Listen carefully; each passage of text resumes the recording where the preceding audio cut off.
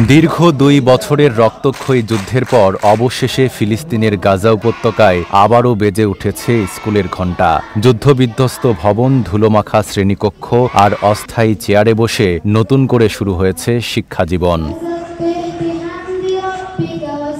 কেন্দ্রীয় গাজার নুসাইরাতে অবস্থিত আল হাসাইনা স্কুলে শিক্ষার্থীরা ক্লাসে ফেরে। যুদ্ধবিরতির সুযোগে জাতিসংঘের শরণার্থী সংস্থা UNRWA ধীরে ধীরে স্কুলগুলো খুলে দিচ্ছে। সংস্থাটির প্রধান ফিলিপ লাজারিনি জানিয়েছেন, ইতোমধ্যে ২৫,০০০-এরও বেশি শিক্ষার্থী অস্থায়ী শিক্ষা কেন্দ্রে পড়াশোনা শুরু করেছে, আর অনলাইনে যুক্ত আছে আরও প্রায় ৩ লাখ শিক্ষার্থী।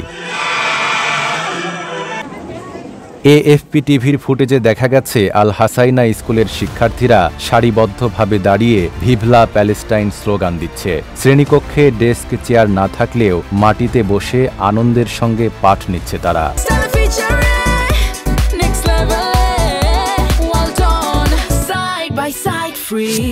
যুদ্ধের সময় আশ্রয়কেন্দ্র হিসেবে ব্যবহৃত এই স্কুলের একাংশে এখনও বাস্তুচ্যুত পরিবার বসবাস করছে।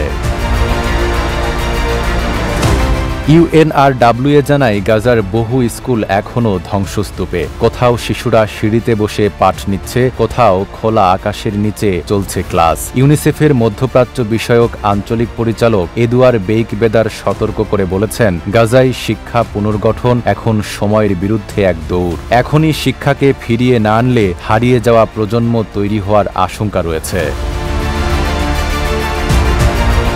যুদ্ধের ধ্বংসস্তূপের মাঝেও গাজার এই শিশুরা দেখাচ্ছে অদম্য প্রত্যয়। নানা অসুবিধা থাকা সত্ত্বেও তাদের চোখে ফুটে উঠেছে ফিরে আসা স্বাভাবিক জীবনের আনন্দ।